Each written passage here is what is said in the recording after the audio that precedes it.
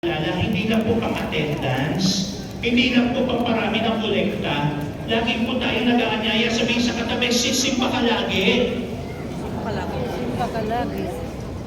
Tigas na naman ang leeg ng iba, hindi kasi nga nagsisimba lagi.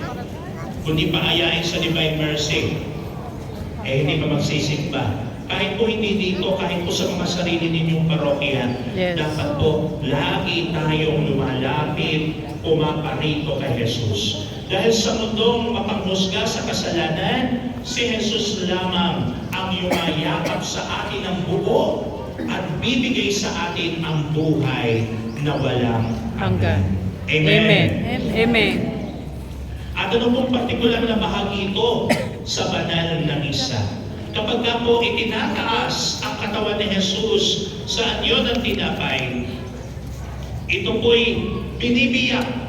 Anong bahagi po yun ng misa? Saan pong bahagi? Sa kordero ng Diyos.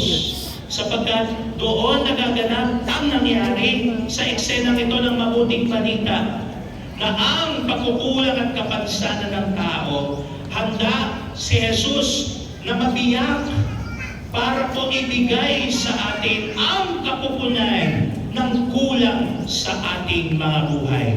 Kaya po, sa kordero ng Diyos, ang gusto natin, lahat tayo'y nakatingin, nakatunghay kay Jesus na muling inaalay ang kanyang sarili.